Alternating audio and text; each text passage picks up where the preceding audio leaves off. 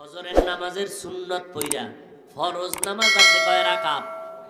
ওই 2 রাকাত নামাজের আগে কিসের পরে? সুন্নতের পরে। ফরজ 2 রাকাতের আগে 41 বার বিসমিল্লাহ সহ আলহামদু সূরাটা পড়বেন। আগে 11 বার দুরূদ শরীফ, শেষে আবার 11 বার দুরূদ শরীফ। 41 বার সূরা ফাতিহা বিসমিল্লাহ সহ। এই 41 এর আগে 11 বার দুরূদ, 41 এর পরে 11 বার দুরূদ পইরা সামনে একটা পানির গ্লাস নিয়ে পানিতে দম করবেন।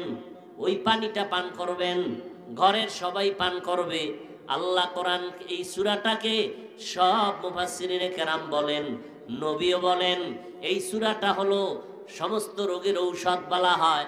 অতএব এই আমলটা করবেন ফরজের সুন্নতের পর, ফরজ 2 রাকাতের আগে। কারো যদি অভ্যাস হয়েই যায় আমল শুরু করে দিবেন।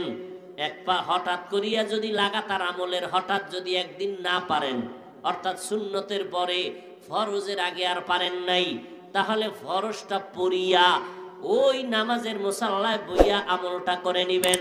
কুল হুয়াল্লাহ সূরা পারেননি? পারেন? প্রতিদিন 50 বার সূরাটা পড়বেন, যে কোনো এক টাইমে নির্জনে একা একা আল্লাহর মোহব্বত নিয়া। কয়বার? 50। প্রথমে 5 বার দরুদ শরীফ, লাস্টে 5 বার দরুদ শরীফ, বিসমিল্লাহ সহ 50 বার সূরা ইখলাস পড়বেন।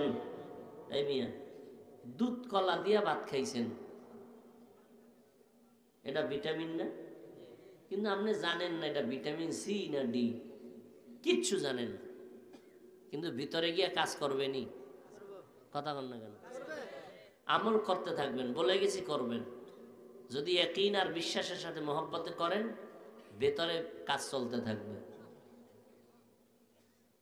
50 বার সূরা ইখলাস, ইন্না তাইনা পারেননি? পারেন? প্রতিদিন ফজরের পরে পারলে পড়বেন 41 বার। কয়বার? আগে 11 বার দরুদ শরীফ, 41 এর পরে 11 বার দরুদ শরীফ। প্রত্যেকবার সূরাটার শুরুতে বিসমিল্লাহ সহ পড়বেন।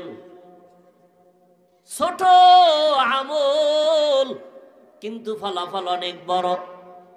জীবনে আল্লাহ যদি জিগায় কোন আমল করছেননি, কি জবাব দিবেন আল্লাহর আদালতে?